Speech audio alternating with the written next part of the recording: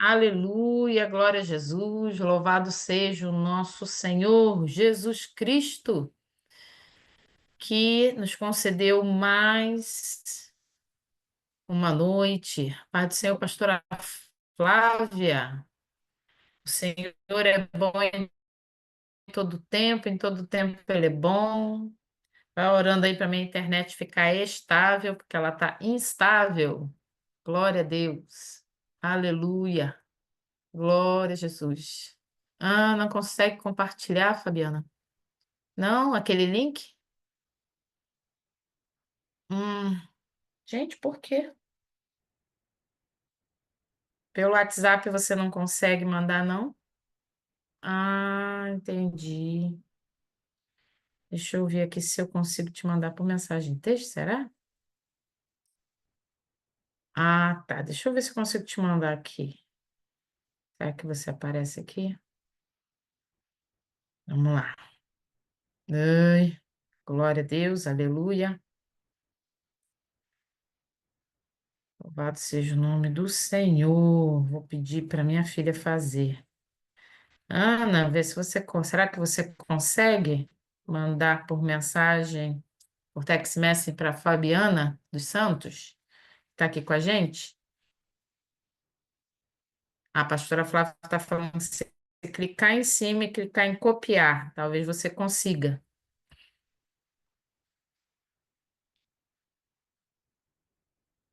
Amém. Glória a Jesus. Enquanto isso, nós vamos orar. A pastora Flávia deu aqui um caminho, nós vamos orar.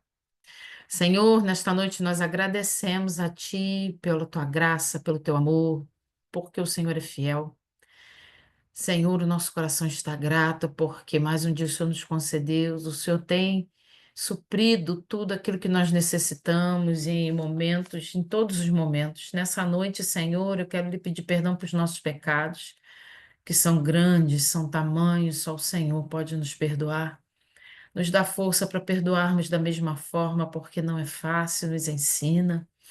Pai, nessa noite eu também quero lhe pedir, traz aos nossos corações, à nossa mente, o entendimento da tua palavra, que o aprendizado, Senhor, de hoje seja um aprendizado diário, que a gente consiga colocar em prática tudo aquilo que o Senhor tem nos ensinado, que fique gravado no nosso coração, na nossa memória, as suas palavras, Senhor, não deixe a gente esquecer.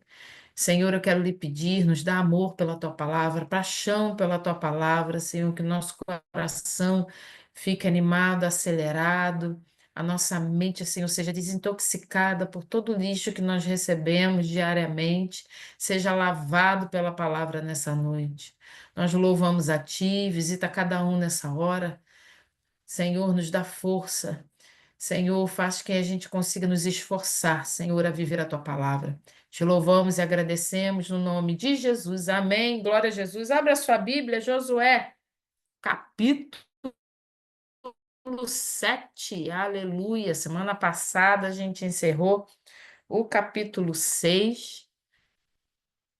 Glória a Deus. Deixa eu tentar aqui compartilhar com vocês a tela. Glória a Jesus. Ah, estou com tantas telas, tantas telas. Amém. Josué capítulo 7, a gente se prendeu um bocado, né? A gente ficou um pouco de tempo ali no capítulo 6. Encerramos o capítulo 6 na semana passada de uma forma diferenciada. A gente precisou ficar preso, preso não, né? Investir tempo, melhorou. Investimos um tempo para entender o que seriam aquelas coisas consagradas que não podiam ser levadas, para que a gente pudesse entrar agora no capítulo 7 de Josué com entendimento para a gente conseguir entender melhor o que vai acontecer aqui no capítulo 6. Assistiu, não assistiu a nossa conversa do capítulo 6? Vai lá no YouTube, volta, dá uma olhadinha. Se você está aqui, né, ao vivo, não faça isso agora. Mas se você está online, você pode dar uma pausa e voltar, talvez te ajude a entender, tá bom? Josué, o capítulo 7, diz o seguinte: o pecado de Acã e suas consequências. Mas os israelitas foram infiéis com relação às coisas consagradas. Acã, filho de Carmi, filho de Zinri, filho de Zerá, da tribo de Judá, apossou-se de algumas delas. E a ira do Senhor acendeu-se contra Israel. Versículo 2: Sucedeu que Josué enviou homens de Jericó a Ai, perto de Bet-Avém, a leste de Betel, e ordenou-lhes: subam e espionem a região. Os homens subiram e espionaram Ai. Quando voltaram a Josué, disseram: não é preciso que todos avancem contra Ai. Envie uns 2 ou 3 mil homens para atacá-la. Não canse todo o exército, pois eles são poucos. Por isso, cerca de 3 mil homens atacaram a cidade, mas os homens de Ai os puseram em fuga, chegando a matar 36 deles. Eles perseguiram os israelitas desde a porta da cidade até Sebarim e os feriram na descida. Diante disso, o povo desanimou-se completamente. Por enquanto, até o versículo 5, tá? Ah, capítulo 7 de Josué, ele começa não dando uma boa notícia, tá? Já inicia dizendo que os israelitas foram infiéis com relação às coisas consagradas. A gente investiu bastante tempo e aprendemos que essas coisas consagradas é o Herem, ou Erem, que é coisas que o Senhor avisou que deveriam ser separados para ele. Aonde está isso? Na sua Bíblia, aí, Josué capítulo 6, o versículo 18 diz assim: mas fiquem longe das coisas consagradas, não se apossem de nenhuma delas, para que não sejam destruídos. Do contrário, trarão destruição e desgraça ao acampamento de Israel. Deus havia avisado que não podiam se apossar, pegar aquelas coisas que eram consagradas ao Senhor, que o Senhor avisou que deveriam ser consagradas à destruição. Eles não poderiam pegar. Foi bem claro isso. E no versículo 18 ainda fala assim, ó, do contrário, trarão destruição e desgraça ao acampamento de Israel. Então era uma ordem que, quando não obedecida, não traria problema apenas para quem não obedeceu, mas para todo o acampamento de Israel. Deus foi bem claro. Quando a gente chega aqui no capítulo 7, a primeira informação é a seguinte: mas os israelitas foram infiéis com relação às coisas consagradas. Que coisas são essas? Essas coisas que foram citadas ali no capítulo 6, versículo 18 e 19. Aí fala assim: Acã, filho de Carmim, filho de Zinri, filho de Zerá, da tribo de Judá, apossou-se de algumas delas. Então, o escritor aqui já entrega logo quem foi o culpado, quem foi que pegou as coisas que não deveriam ser pegas. Quando a gente lê isso aqui sem uma análise mais profunda, a gente só pega a Bíblia para ler como ler um livro, assim, debatido, uma pessoa que não, às vezes, não tem um conhecimento ou não tem uma fé em Jesus de uma forma para poder entender ou de buscar um entendimento. Quando a gente lê isso aqui, fala assim, qual o problema? Eu podia pegar um negócio ali, foi consagrado e todo mundo vai sofrer por causa disso, e já conta que ele foi infiel só porque pegou uma coisa. Por isso que talvez também a gente tenha tempo para entender a importância dessas coisas. Diz que a câncer apossou delas. Então, de cara no capítulo 7 já deixa assim a gente assustado, mostrando que vai dar ruim. O Senhor falou que não podia, que ia dar problema para todo o acampamento de Israel. Alguém foi lá e pegou, vai dar ruim. Então, de cara, a gente tem uma narrativa de pecado, derrota e castigo logo no começo, aqui no primeiro verso. O autor introduz informando que Acã havia se apossado do Herem, de Jericó e em seguida conta a derrota de Israel em Ai. Primeiro, quem escreveu aqui o narrador, tá?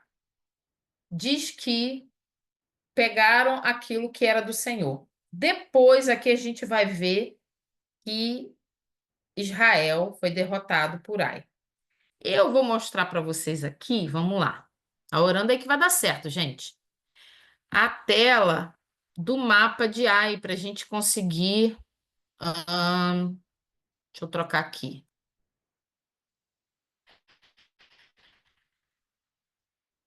Entender como ficava próximo, como que tá, o que o Senhor estava dando à mão de Israel. Você deve estar vendo aí um mapa na sua tela, tá? Vamos lá, para a gente lembrar, quem está acompanhando desde o começo vai conseguir lembrar. Você está vendo aí escrito Gilgal. Gilgal foi o primeiro acampamento, lembra? O Israel acampa em Gilgal, tá? Vou passar aqui, vai dar para você ver, ó. Gilgal era uma aldeia, um lugar perto de Jericó, onde os israelitas estabeleceram seu primeiro acampamento depois de atravessar o Rio Jordão. Eles atravessam o Jordão, acontece um milagre ali, o Jordão para de correr, Israel atravessa, metrópoles igual hoje em dia, tá? Eram geralmente, não, eles chamavam de cidades, mas não é igual agora que esse monte de gente, tá bom? Então eles estabeleceram ali, ficaram acampados ali em Gilgal. O que que acontece? Lembra que o povo vai, aqui você tá vendo Jericó, onde tá passando a mãozinha aí, ó. O pessoal saía ali, Israel saía de Gilgal, marchava em volta de Jericó uma vez, voltava para Gilgal. Marchava de novo, voltava para Gilgal, até se completar o que o Senhor tinha mandado. No sétimo dia, 7 vezes as muralhas caíram, o povo avança. Quando o povo passa por Jericó, o Senhor disse: vocês vão destruir tudo, não pode pegar nada. Aí é o caso do consagrado, tá? Consagrado ao Senhor. Era tudo do Senhor, ninguém podia pegar nada. Já no capítulo 7 de cara aqui, o autor já entrega para a gente quem é o culpado. Acã não fez isso, não obedeceu. Ele vai passar ali e diz aqui que ele pegou coisa consagrada. Então a gente vai ver o que que vai dar, tá? O povo de Israel conseguiu passar por Jericó, o Senhor deu a vitória em Jericó. O que que vai acontecer aqui? Deixa eu ver se eu consigo descer a seta. Aqui.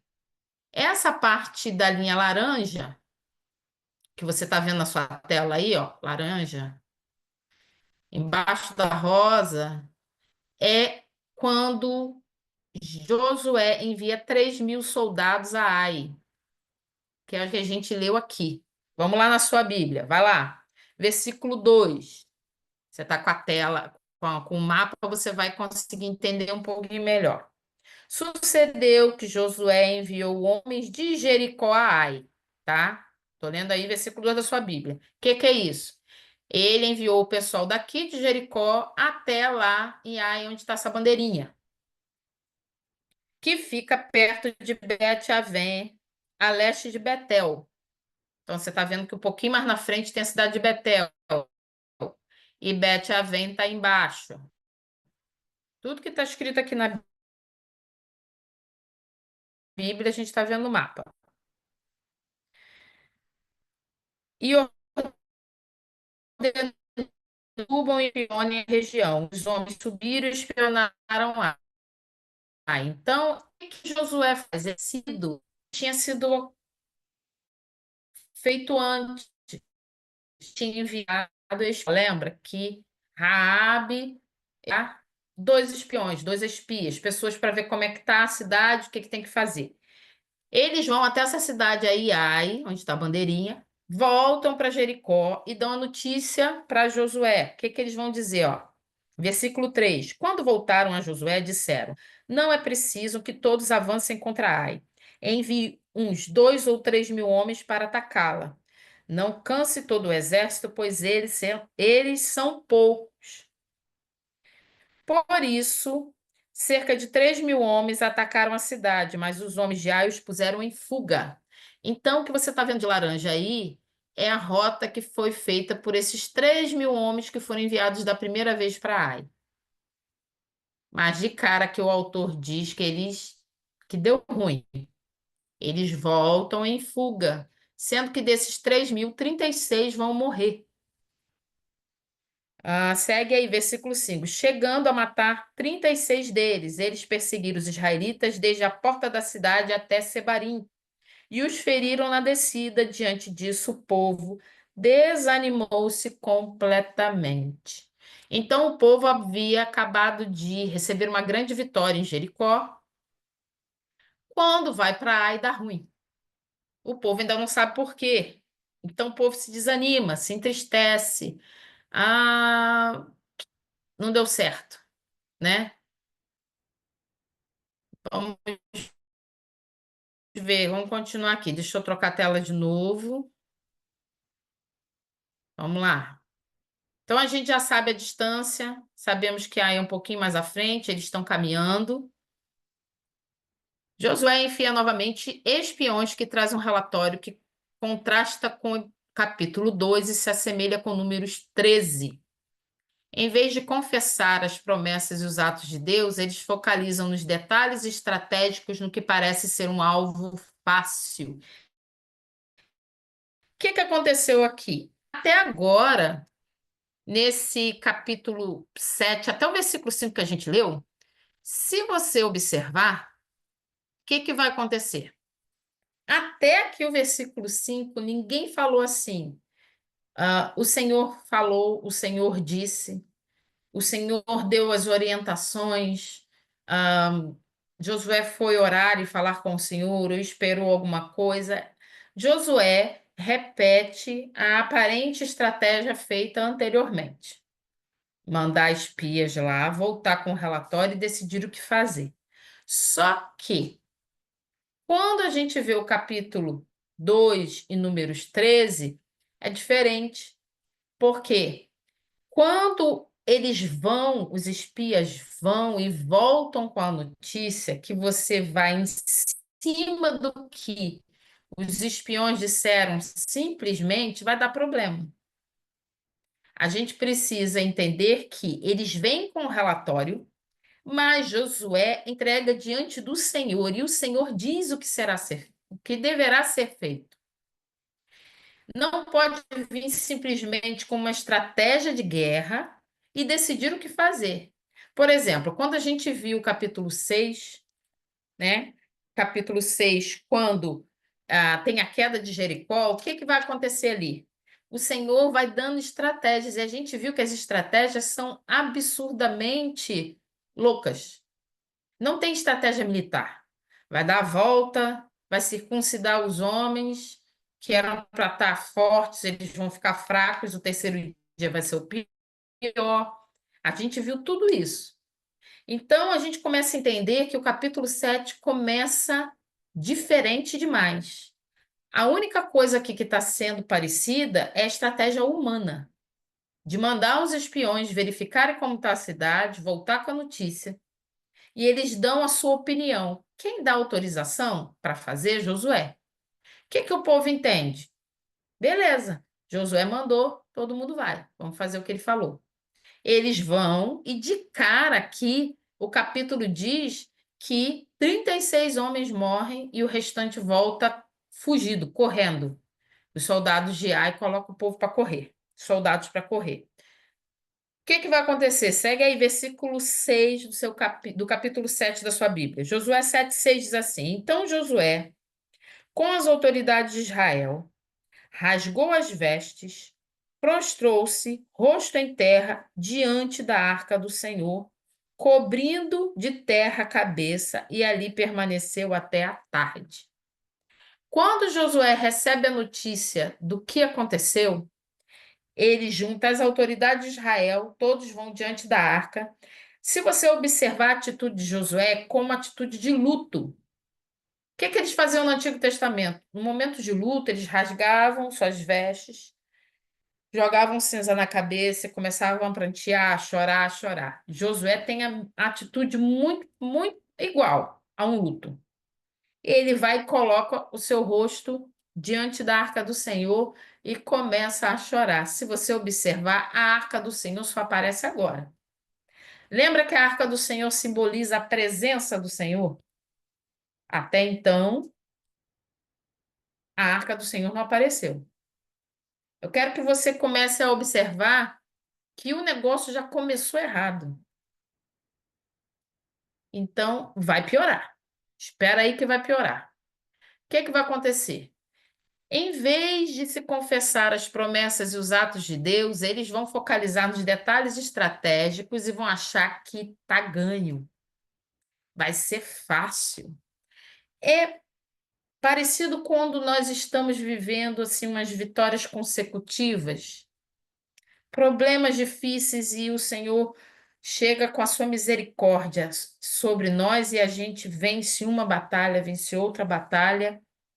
A gente vai caminhando de vitória em vitória. Daqui a pouco a gente começa a esquecer que não é a oração, a minha oração que está fazendo, não é o meu jejum que está fazendo, não são as minhas vigílias que estão fazendo, não é a minha estratégia, a forma com que eu lido com os problemas, ou que eu sou aquela apaziguadora, aquela que traz a paz, que tenta, tipo, deixa disso, aquela pessoa do deixa disso, não briga não.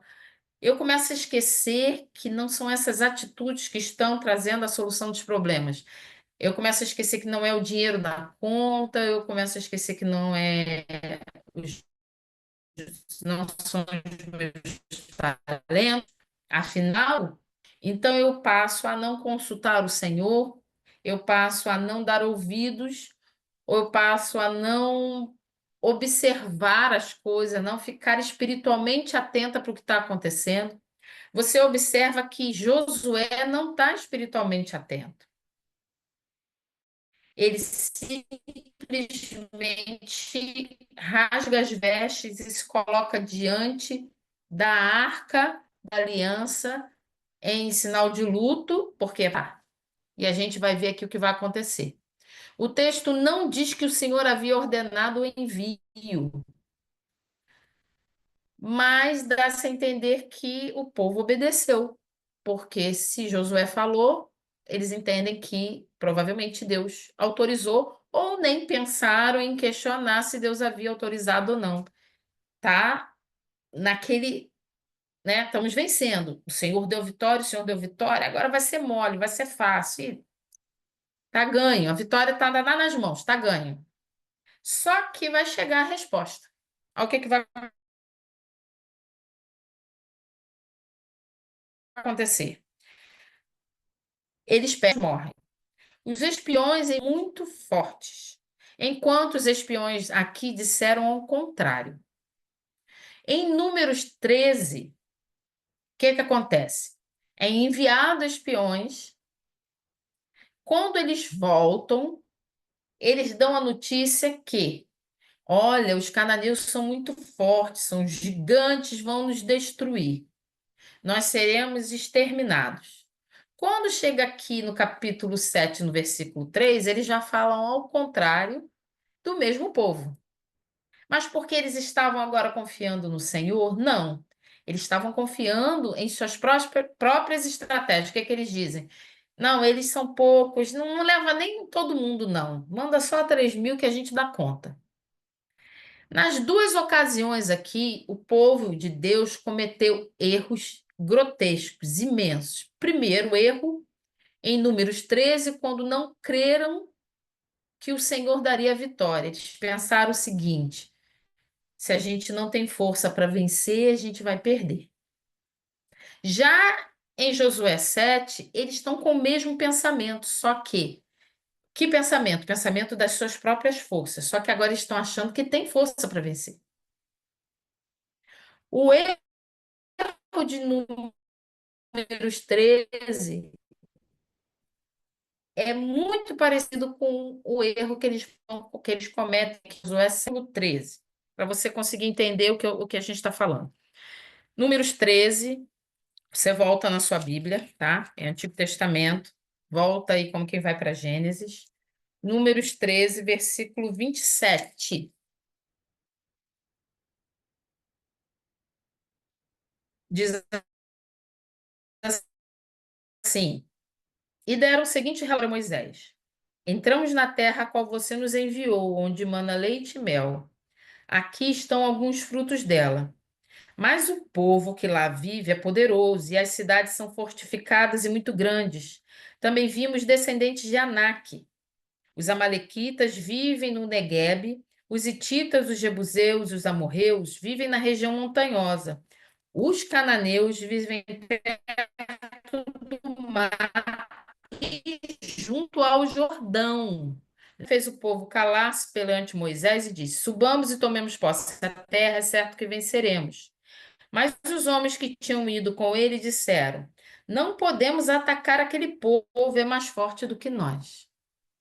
Então estavam focados na sua própria força. Não vamos dar conta. Quando chega aqui no capítulo 7 de Josué, no versículo 3, eles falam o quê? Quando voltaram a Josué, disseram: Não é preciso que todos avancem contra Ai. Enviem uns 2 ou 3 mil homens para atacá-la. Não canse todo o exército, pois eles são poucos. Da mesma forma, eles estão pensando nas suas próprias forças. A gente tem que lembrar que não é pela nossa força. Se a gente analisou bastante a vitória que Deus deu ao povo sobre Jericó, a gente viu que Israel não lutou nada. O Senhor deu Jericó na mão do povo de Israel. Então, assim, não tem como achar que tinha sido eles que tinham feito algo, mas ser humano é ser humano, né? Então, eles estavam achando que, olha, vencemos, conquistamos Jericó e nós vamos conquistar Ai fácil. Só que eles estavam contando com as suas próprias estratégias. Esse é o nosso erro. Nas duas ocasiões, cometeu-se o erro de crer que a conquista dependia da força de Israel. Foi um erro imperdoável, pois na vitória em Jericó, claramente não se deveu à superioridade militar. As ações de Josué foram de alguém de luto. Só então a arca do Senhor é mencionada. Então a gente viu que pensaram que davam conta sozinhos. Logo depois que acontece o que acontece, Josué vai diante da arca, quer dizer, diante do Senhor, chorar, provavelmente pela morte dos 36 que morreram e também pela perda. Sua ausência na parte inicial do capítulo mostra a ausência de Deus naquilo que aconteceu. Lembrando que a Arca da Aliança não quer dizer que é Deus, simboliza a presença de Deus. Então, toda vez que é citada a Arca da Aliança no Antigo Testamento, é simbolizando a presença de Deus. Ou o povo está levando a arca de qualquer maneira e Deus não está ali, ou não ligou para a presença de Deus, ou Deus realmente está ali e a Arca da Aliança está simbolizando a presença dele. Quando a gente lê aqui, em nenhum momento a arca apareceu, ela só aparece na hora quando dá ruim. Só vou ali depois que deu problema. Depois que eu já contei com as minhas forças, aí eu vou chorar, eu vou prantear, e às vezes custa a vida de pessoas, né? A nossa atitude precipitada pode ter resultados de morte. Então, o que que vai acontecer agora? Segue com a sua Bíblia aí. Olha só o que que vai acontecer. Josué vai começar a chorar, a prantear e vai começar a orar. Mas olha como é feita a oração de Josué diante da presença do Senhor. Versículo 7 do capítulo 7, Josué diz: Disse então Josué: Ah, soberano Senhor, por que fizeste este povo atravessar o Jordão? Foi para nos entregar nas mãos dos amorreus e nos destruir,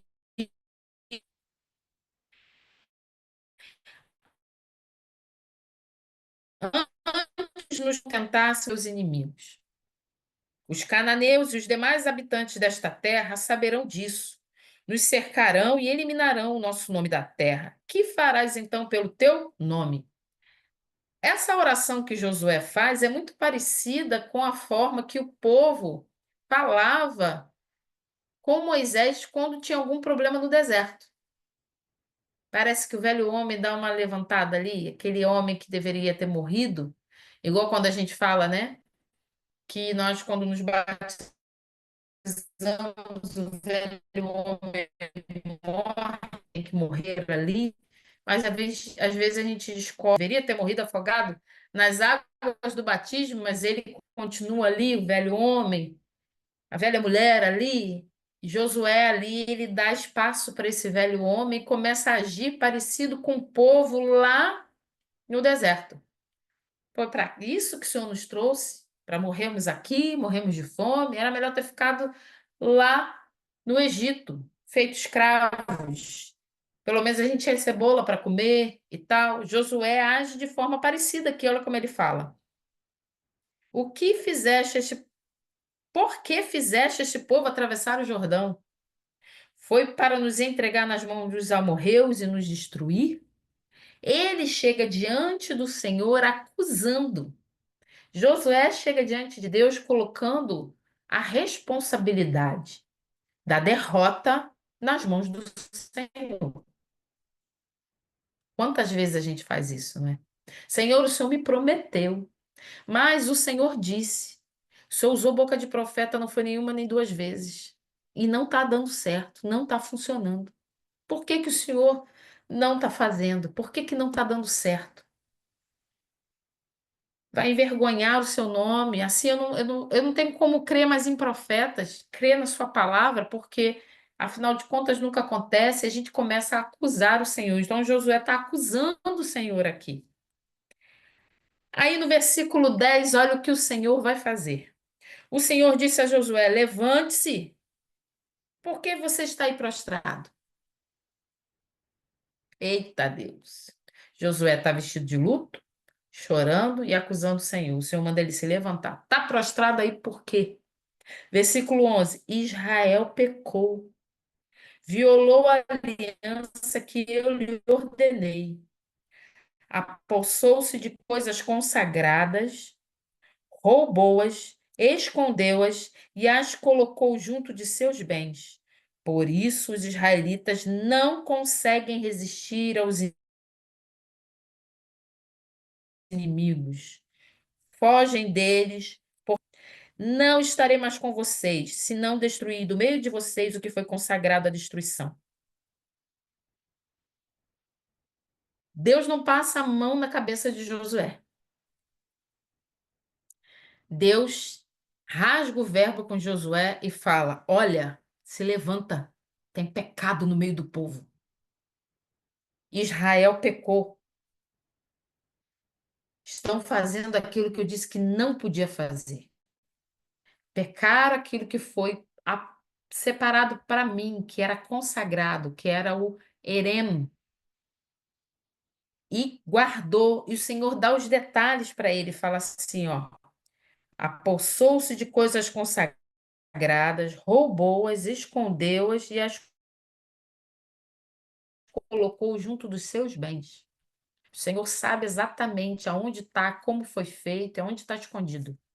O Senhor é claro com Josué. Aí o que que vai acontecer? Versículo 13: Vá, santifique o povo, diga-lhes: santifiquem-se para amanhã, pois assim diz o Senhor, o Deus de Israel: há coisas consagradas à destruição no meio de vocês, ó Israel. Vocês não conseguirão resistir aos seus inimigos enquanto não as retirarem. Tem coisas que estão na nossa vida que enquanto a gente não tirar, a gente não vai vencer o inimigo. Como que a gente consegue vencer o inimigo? Retirando o pecado. Existia um pecado no meio do povo.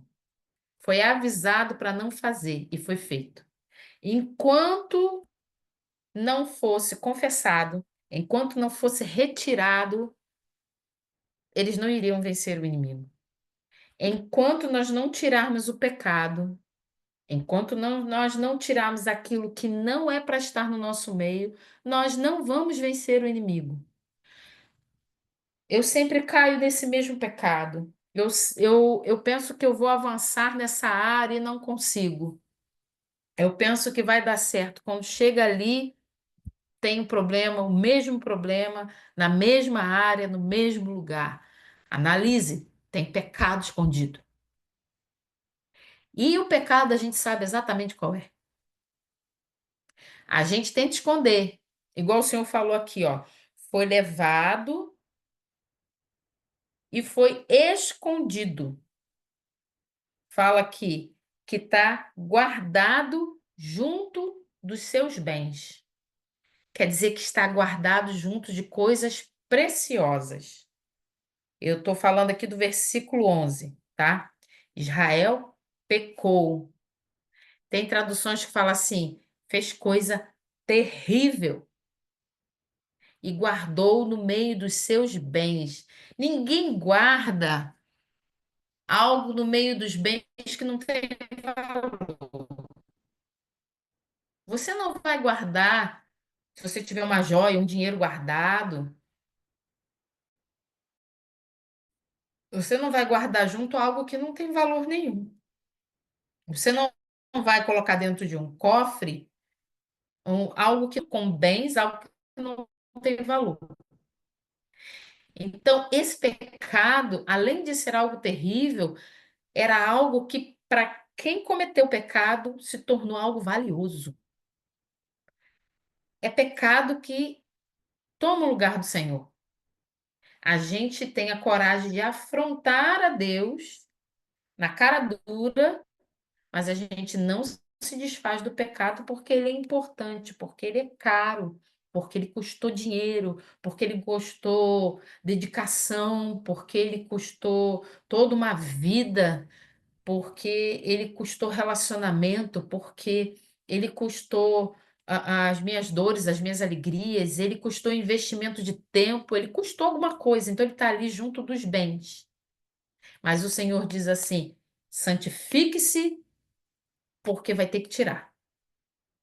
As outras vezes que a gente falou de santifique-se hoje, geralmente era assim: santifique-se hoje, porque amanhã eu vou fazer maravilhas no meio do povo. Mas Deus, ele fala aqui: vá, santifique o povo. Diga-lhe, santifique-se para amanhã, pois assim diz o Senhor, o Deus de Israel: há coisas consagradas à destruição no meio de vocês, ó Israel. Vocês não conseguirão resistir aos seus inimigos enquanto não as resistirem. Quando o Senhor fala assim, santifique-se hoje, porque eu vou falar amanhã, o Senhor está falando assim: olha, eu vou matar vocês na unha. Vou deixar vocês sofrendo um pouco, porque só amanhã eu vou dizer quem é o que foi. Lembra que o nosso Deus é misericordioso? Santifique-se hoje. O que que a gente já pode pensar? Opa, eu fico imaginando, dentro das tendas, as famílias se reuniram, os pais chegando para os filhos, um irmão falando para o outro, falando assim: foi você que fez alguma coisa? Gente, quem foi que fez? Vamos entregar logo, porque a coisa está ficando complicada. 36 pessoas morreram. É melhor a gente entregar. Era o tempo que Deus estava dando para se autoanalisar e, ao mesmo tempo, entender que Deus sabe de todas as coisas. Deus estava dando tempo por causa da misericórdia dele e, ao mesmo tempo, ele estava mostrando o poder dele e a justiça dele. Olha, eu estou dando um tempo de arrependimento, de tirar o pecado do meio, de se autoavaliar, porque a santificação ela tinha que ter, na maioria das vezes, vestes trocadas, banho tomado, tinha que estar limpo para estar diante do Senhor. Então o Senhor falou o quê? Tem pecado no meio do povo. Então santifique-se. Eu tenho que me santificar. Não era para eu ir lá na tenda do outro, vem cá, foi você? Não, dentro da minha tenda, dentro da minha casa, a minha vida, com a minha família. Vamos, vamos, vamos. Imagina os pais chamando os filhos, sentando à mesa. Se foi algum de vocês, é melhor falar logo. Quem sabe o Senhor não tenha misericórdia. Vamos, a gente vai levar até Josué. O Senhor é Deus de misericórdia. Não fui eu não guardei nada, eu não peguei nada. E cada um avaliando a sua tenda, olhando a sua família, o Senhor estava dando tempo de santificação, tempo para se arrepender. Mas a gente vai ver que quem pegou não vai se arrepender. Seguindo aqui. Versículo 15: aquele que for pego com as coisas consagradas será queimado no fogo. com tudo que lhe pertence, violou a aliança do Senhor e cometeu loucura em Israel. Ele quebrou a aliança. A razão foi que Israel havia pecado. Gente, quando tem o Senhor não, ele não compactou com o pecado. Não adianta. Violaram sua aliança com o Senhor, se apropriaram do Herem, roubaram, enganaram, guardado entre suas coisas o que fora tomado. A aliança foi a aliança violada foi de que Deus entregaria Jericó a Israel e eles devolveriam por completo mediante o Herem, mediante as coisas consagradas. O Senhor entregou Jericó, eles pegavam tudo que estava em Jericó e entregavam ao Senhor. Essa foi a aliança que Deus havia feito com o povo para entregar Jericó na mão do povo, na mão de Israel. Então, o que que aconteceu? Eles roubaram ao Senhor. Quem fez roubou de Deus e escondeu. O que que vai acontecer agora? Lembra que a gente conversou algumas vezes, eu falei que a gente precisa ter o entendimento de que o pecado, ele é algo que eu posso, que eu cometo, eu posso eu cometer sozinha, mas eu posso levar outra pessoa a cometer, a gente pode cometer em uma comunidade. O pecado que a gente comete, ele sempre vai afetar alguém, ele nunca afeta só a gente. Porque é muito engraçado, a gente deseja as bênçãos. Todo Israel recebeu a bênção de ter vencido Jericó, de ter passado por Jericó, passado pelo Rio Jordão, avançado em Jericó, né, conquistado, o Senhor deu Jericó nas mãos, porque no final das contas Israel não conquistou, foi o Senhor que deu. Todas as vezes é o Senhor que dá, a conquista dá. Todo mundo recebeu. Mas na hora do pecado, cada um com o seu, né? A responsabilidade aqui é de todos. Todos. Todos vão viver as consequências do pecado. Então, isso era para deixar todos alerta. 36 pessoas morrerem. O Senhor vai acusar todo o povo e não vai dizer quem é ainda. Eu entendo que isso é o tempo que o Senhor estava dando para a pessoa se entregar. Ela mesma se arrepender e, quem sabe, ter o perdão. Nosso Deus é misericordioso. Segue aí, versículo 16, capítulo 7. Na manhã seguinte, Josué mandou os israelitas virem à frente, segundo as suas tribos, e a de Judá foi a escolhida. Provavelmente, isso aqui foi para o sorteio, tá? Ah, por que que Josué escolheu Judá? As tribos vieram, eram 12, os representantes da tribo. Aí Josué vai lá e fala assim: Ah, eu quero que venha Judá. Provavelmente isso foi por sorteio, tá? Era o que eles usavam muito na época. Versículo 17: Os clãs de Judá vieram à frente, e ele escolheu os Zerraitas. Fez o clã dos Zerraitas vir à frente, família por família, e o escolhido foi Zinri. Josué fez a família de Zinri vir à frente, homem por homem. E Acã, filho de Carmi, filho de Zinri, filho de Zerá, da tribo de Judá, foi o escolhido. Então, Josué disse a Acã: Meu filho, para a glória do Senhor, o Deus de Israel, diga a verdade. Conte-me o que você fez e não me esconda nada. O que que Josué está fazendo aqui? Fazendo com que o cara confesse, óbvio, mas também está mostrando que Deus, ele sabe de todas as coisas, porque Deus havia dito.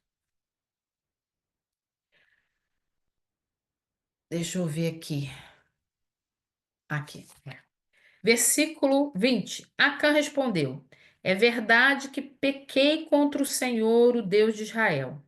O que fiz foi o seguinte: quando vi entre os despojos uma bela capa feita na Babilônia, 2,4 kg de prata e uma barra de ouro de 600 gramas, eu as cobicei. e me apossei deles. Estão escondidos no chão da minha tenda, com a prata por baixo. Josué enviou alguns homens que correram à tenda de Acã. Lá estavam escondidas as coisas, com a prata por baixo. Retiraram-nos da tenda e as levaram a Josué e a todos os israelitas e as puseram perante o Senhor. Então Josué, junto com todo Israel, levou Acã, bisneto de Zerá, e a prata, a capa, a barra de ouro, seus filhos e filhas, seus bois, seus jumentos, suas ovelhas, sua tenda e tudo que lhe pertencia ao vale de Acor. Disse Josué: Por que você nos causou esta desgraça? Hoje o Senhor lhe causará desgraça. E todo Israel apedrejou. E depois apedrejou também os seus e queimou tudo e todos eles no fogo. Sobre Acã ergueram um grande monte de pedras que existe até hoje. Então o Senhor se afastou do fogo da sua ira. Por isso foi dado àquele lugar o nome de Vale de Acó, nome que permanece até hoje. O Senhor deu a ordem para santificar, deu o tempo e ele não se entregou. Foi dado um processo, um tempo de espaço para que ele se entregasse. As instruções que o Senhor dá aqui é baseado no seu amor e na sua misericórdia. Você vê que nem Acã se entregou e nem a sua família, tá? O que que a gente consegue entender aqui? Quando Acã é descoberto, Josué vai fazer com que ele confesse para honrar o Senhor e mostrar que ele é culpado para poder depois sentenciá-lo. Acã confessa o pecado e conta detalhes de como ele fez. Ele relata o processo. E esse processo aqui, eu quero chamar a nossa atenção para esse processo, que é o que acontece com a gente. Quando a gente está próximo a cometer um pecado, existem processos para o ato em si. Quando nós começamos a entender o processo, a gente começa a perceber que quando começou a primeira etapa é a hora da gente já atacar e contra isso, porque nenhum de nós está livre de viver o processo de cair em pecado. Olha o que acontece aqui. Ele fala aqui no versículo 20: Acã respondeu: É verdade que pequei contra o Senhor, o Deus de Israel. O que fiz foi o seguinte: olha o processo. Quando vi, ele olha, entre os despojos, uma bela capa feita da Babilônia, 2,4 kg de prata e uma barra de ouro e 600 gramas, eu as cobicei. Então ele olha, né? Ah, ele olha e ele cobiça. E ele vai alimentando isso. Ele não só olhou e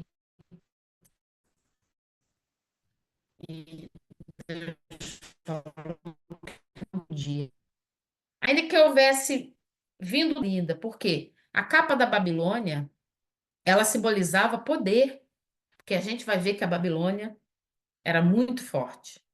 Então ele vê aquela capa, aquilo ali, traz para ele a sensação de poder. Quando ele olha os pertences valiosos de prata e ouro, além do poder, né, de comandar, o poder financeiro. Então ele olha, ele começa a cobiçar. Quando ele cobiça, o que que vai acontecer? No fundo, ele vai começar a planejar o que ele faria com aquilo. Bem, eu com essa capa, uau! Eu com essas barras de ouro, eu com a prata, o que que eu conseguiria alcançar? O que que eu faria? Onde eu chegaria? E isso é o processo do pecado. É um pecado consciente. Esse pecado cometido por Acã foi algo literalmente terrível. Ele foi insensato porque ele cometeu um pecado deliberado. O que que é isso? Com total consciência. Não foi um pecado, como a gente fala aqui, de um tropeção, sabe? Aquilo que você está andando. Imagina você andando, você dá um tropeção terrível, que dói o seu dedo, machuca o seu pé. O crente tem que viver assim. tropeçando? Não, mas se tropeçar, sentir a dor e falar: Meu Deus, Senhor, me perdoa, como está doendo. Eu não deveria ter feito isso. Que você atropeça e pula assim. Ai, machucou, doeu. Você comete o pecado, você sente a dor do pecado e na mesma hora você se arrepende e entende onde eu estava com a cabeça, Senhor, Senhor. Não foi algo planejado, algo consciente, em que você prepara tudo. Acã, ele planejou, ele viu, ele cobiçou, ele desejou. Isso se assemelha muito ao pecado de Davi, quando ele olha Betseba. Betseba está no banho, ele da janela, ele consegue de alguma forma ver ela no banho e ele continua olhando. E depois de continuar olhando, ele deseja. Depois de desejar, ele planeja, ele maquina como que ele consegue, como ele poderia conseguir essa mulher para ele. E ele sabe que o poder que ele tinha, ele era rei. Foi um pecado deliberado, planejado e consciente. Trouxe e o filho dele morre por causa do pecado dele. É muito semelhante com o pecado de Acã. 36 pessoas morreram por causa do pecado dele. Então, é um pecado deliberado, consciente. Ele relata exatamente o que ele estava fazendo, uma desobediência de afronta. Quando a gente. É como se nós pudéssemos, né? Olhar no rosto do Senhor, olhar na face do Senhor e falar assim: tô nem aí porque ele falou, eu vou fazer o que eu quiser. Ele falou que não era para levar, e não vai acontecer nada, não. E não tem temor, não tem culpa, planeja tanto que adquire, que olha, deseja, o pecado é consumado, pratica e tem o trabalho de esconder sobre os pertences que tinham valor. E é assim que a gente faz. O que que aconteceu com Davi? Depois ele teve que ter todo o planejamento para tentar esconder o pecado, que não conseguiu esconder, porque o nosso Deus vê todas as coisas. E é o que acontece com a gente. A gente a gente entendendo esse processo, quando você olhar, quando nós olharmos para algo, ah, minha irmã, mas o pecado é só quando olha, a gente está fazendo, né, um apanhado. Geralmente o pecado começa com a gente, seja olhando para um objeto, olhando para alguém que a gente não deveria olhar, ou com os olhos internos, né, que a gente deseja algo, você não chegou a olhar, mas você desejou consumar aquele pecado. Então a gente olha, quando a gente começa a sentir isso, a gente já tem que ir contra, a gente já tem que lutar contra isso, se afastando da aparência do mal. Tá aqui, eu tô olhando, eu tô desejando, o que que eu faço? Eu vou sair dali. O ambiente não é para mim. Tá me ligando, não deveria estar me ligando. É, mas eu quero saber o que que tá fazendo. Aí eu tô lá no Instagram da pessoa. Eu não deveria ter nem ela mais no meu Instagram, mas eu tô lá com ela. Ah, mas ela me traz tanto problema, mas eu tô lá com ela no WhatsApp. Ah, mas se ela me liga, eu atendo. Se ela não me ligar, eu ligo. Mas olha, eu sei que não, mas é um pecado. Nossa, eu nem deveria. Mas sabe o que que é? Eu não consigo, eu não tenho forças. Quando me liga, eu atendo, quando me procura, eu vou, quando o pecado bate a porta, eu abro. O que que a gente tem que fazer? Tomar atitude drástica. Qual é a atitude drástica? Fugir, corre, faz feito José. José correu porque ele foi covarde? Não, porque do pecado a gente foge. A gente não adianta lutar com as nossas forças porque a gente não dá conta. Nós somos pecadores por essência, lembra? Nós não vamos dar conta. O que que vai acontecer aqui? Tudo isso que Acã cometeu, tudo isso que ele fez, é um relato que a gente vê lá em Gênesis, capítulo 3, que é onde acontece a queda.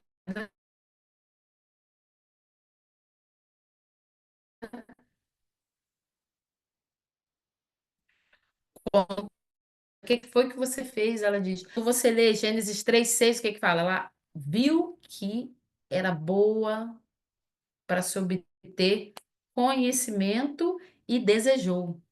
Viu e desejou. Vai lá em Tiago, capítulo 1. Você segue lá para o finalzinho da sua Bíblia. Deveria ter. Vai em Apocalipse e volta, tá? Aí você vai passar por Pedro, vai achar Tiago. Tiago é um livro pequenininho, depois de Hebreus, entre Hebreus e Pedro. Então, é bem capaz de ficar preso na sua Bíblia. Vai lá em Apocalipse e volta que você vai achar. Tiago, capítulo 1. A gente já está quase encerrando. Tiago, capítulo 1, versículo 14 e 15. Tiago 1, versículo 14 diz assim, ó. Cada um, porém, é tentado pelo próprio mau desejo, sendo por este arrastado e seduzido. Então, esse desejo, tendo concebido, dá luz ao pecado. E o pecado, após ter se consumado, gera a morte. Marca isso na sua Bíblia. Viu como Tiago, ele dá o passo a passo? Quando a gente começa a entender esse passo a passo, o que que a gente tem que fazer? Só ter o entendimento? Ah, agora eu já sei como funciona. Não, agora vamos agir. Quando o pecado bater a porta, quando nós fomos tentados, por quê? Porque nós somos tentados, porque existe um tentador também. Para piorar, além dos nossos próprios maus desejos, existe um tentador. O trabalho dele é nos tentar. Existe um tentador. Nós oramos o quê? Não nos deixeis cair em tentação, mas livra-nos do mal. Não é assim que fala o Pai Nosso? Nós oramos pedindo para que o Senhor não nos permita cair em tentação, senão que a tentação vem. Quando a tentação vem, o que que a gente tem que fazer? Ah, eu vou brigar com ela. Não, porque eu sou forte. Vou fazer igual Israel. Eu vou na minha força, na minha estratégia, nos meus meios. Não, até agora eu venci toda essa tentação. Por que que agora eu vou cair? Isso, tá? É velho. Tá tudo bem. Eu dou conta. A gente não dá conta. A gente não vai dar conta. Como que a gente faz? Espírito Santo, me ajuda. O que que eu tenho que fazer? Fugir da aparência do pecado. Fugir da aparência. Pareceu pecado? Vaza. Aí ele diz aqui, olha, cada um, porém, é tentado pelo próprio mau desejo. Observe bem. Todos temos um mau desejo. Minha irmã, mas aquela fulana é tão boa, ela tem. Mas Pedro lá da Bíblia também tinha. Mas Paulo também. Mas também. Todo mundo tem mau desejo, tá? Tiago fala aqui, é tentado pelo mau desejo. Então, Satanás ele observa. Ele observa a humanidade desde lá da criação. Ele não é burro. O que é que ele vai fazer? Ele está nos observando e sabe quais são os nossos maus desejos, na sua maioria. Porque ele nos conhece por dentro? Não, porque ele está nos observando. Então, ele sabe aonde geralmente eu caio. Ele sabe aonde geralmente está o meu mau desejo. Então, ele vai me tentar ali. Aí, o que que acontece? Seguindo aqui, Tiago. Pelo próprio mau desejo, sendo por este arrastado e seduzido. Então, nós somos levados e seduzidos. Então, esse desejo, tendo concebido, dá luz a pecado. Foi o que aconteceu com Acã. Ele desejou, ele fala que viu e desejou, concebeu porque ele pegou para ele, aí virou pecado. E o pecado, após ter se consumado, gera a morte. Então, o que a gente precisa entender? Lutar contra o pecado só através do Espírito Santo. Não dou conta de fugir, o Espírito Santo vai me dar conta. Ele vai me ajudar. Eu não dou conta, vou bloquear. Vou botar um bloco no telefone. não vou atender o telefone, não vou dar assunto. Eu posso mexer nessa página na internet, eu não posso ter acesso à internet, então não vou ter. Não posso ter telefone, não vou ter. Não posso estar no meio daquele grupo que eu estava antes, porque senão eu vou pecar, então eu não vou estar. Fugir, fugir da aparência do mal. É isso que a gente tem que fazer. Foi o que Acã deveria ter feito. Acã, o pecado dele foi ter desejado apenas, ele olhou, desejou. Não, ele poderia não ter consumado o pecado. Ele foi tentado e se permitiu, e ele tomou uma atitude consciente, na cara de pau. Aí o que que acontece? Quando a gente lê aqui, volta lá para Josué 7, e vê que a sua família também pagou por isso, vamos lá, Josué 7, volta lá para Josué. Diz aqui. E todo Israel, versículo 25, disse Josué: Por que você nos causou esta desgraça? Hoje o Senhor lhe causará desgraça. E todo Israel apedrejou, e depois apedrejou também os seus, e queimou tudo e todos eles no fogo. Aí a gente pensa assim, ué, mas pagaram por causa do pecado de Acã? O que Acã cometeu não levou a sentença à sua casa, à morte, tá? O que que vai acontecer aqui?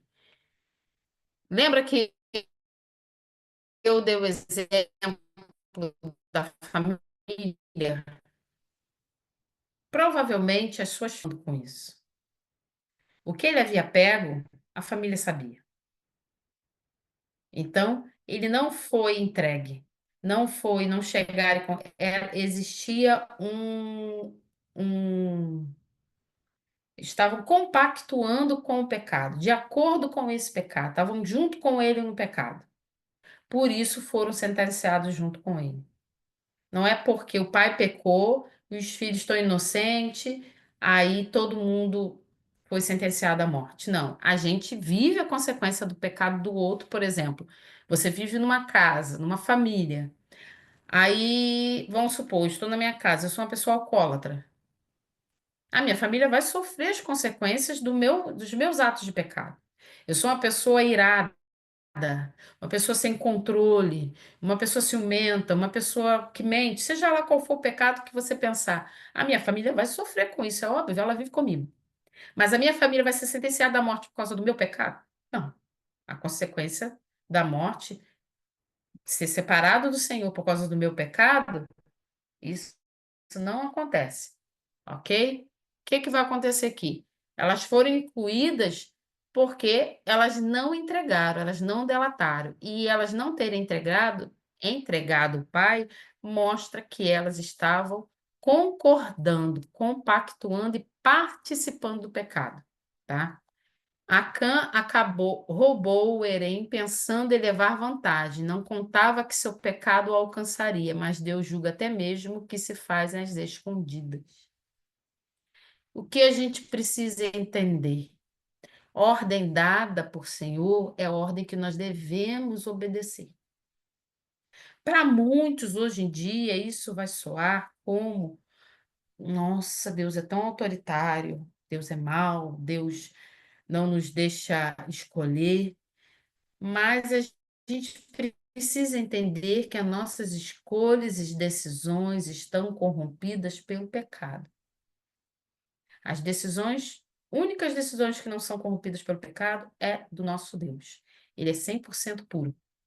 Então, afrontar o Senhor deliberadamente, na cara grande, vai nos trazer problemas. Nós não vamos conseguir vencer inimigos se estivermos com pecados escondidos. E o pecado que a gente sabe qual é, que a gente conhece. Porque pecados que nós cometemos por descuido ou acidente, na hora a gente se arrepende. Isso é certo. Vai doer, a gente vai se arrepender. Foi um descuido. Mas pecados planejados, deliberadamente, escondidos, junto com coisas valiosas, porque se a gente perde tempo planejando, é porque teve algum valor para a gente vai guardar junto das coisas valiosas. Aí o que que vai acontecer? No meio daquelas coisas valiosas, deveriam dar só aquilo que o Senhor nos deu. aquilo que foi consagrado ao Senhor, aquilo que é do Senhor, aquilo é valioso. O que? A nossa família, congregar com os irmãos, servir ao Senhor, aquilo que o Senhor tem nos dado diariamente, que é o Espírito Santo. Aí a gente vai pegar o pecado e querer misturar naquilo ali. Não, não vai funcionar. Não dá certo. O que que o Senhor faz conosco? Ele nos dá tempo. Santifiquem-se. Que tipo de santificação hoje o Senhor nos chama a fazer? Vamos nos analisar e ver qual é o pecado deliberado que eu estou cometendo, guardando no meio das coisas de valor e ainda não me desfiz dele. Enquanto esse pecado não for retirado, não for destruído, eu não vou conseguir vencer os meus inimigos. E que inimigos são esses? Pessoas, seres humanos? Não. São os inimigos espirituais que vão ter legalidade para me atacar. Eu vou estar presa em cadeias de pecado, mesmo estando na igreja, mesmo participando de estudo bíblico, mesmo tomando a ceia. Vou estar vivendo de problema em problema, de pecado em pecado, e tentando descobrir e acusando a Deus, como Josué fez. O senhor não está preocupado com o seu nome? Vão olhar e vão dizer: olha, crente, dá tudo errado para fulano. Nada funciona. Vão falar que o quê? A gente vai acusar o Senhor. Não, não é o Senhor, somos nós. Nessa semana, diante desse triste relato do pecado de Acã e as consequências terríveis, qual é o pecado deliberado que temos guardado? É momento de santificação. O Senhor tem dado tempo da gente se desfazer desse pecado escondido. Amém? Louvado seja o nome do Senhor. Alguém quer perguntar alguma coisa antes da gente encerrar? Glória a Deus.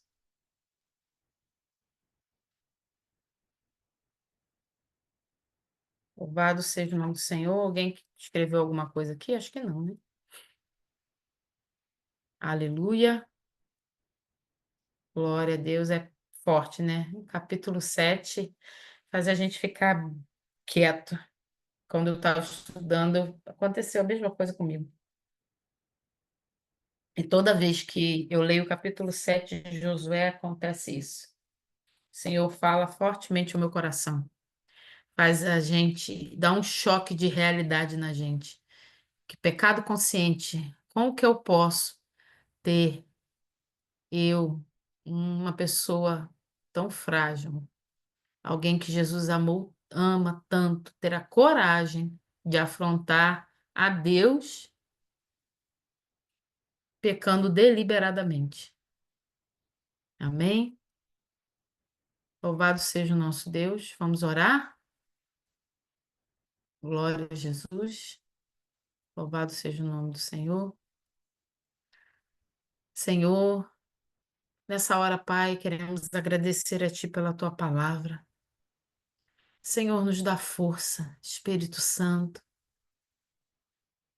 nos faz ter coragem de desfazer desse pecado que está escondido debaixo da nossa tenda, bem diante dos nossos olhos, e a gente finge que não vê.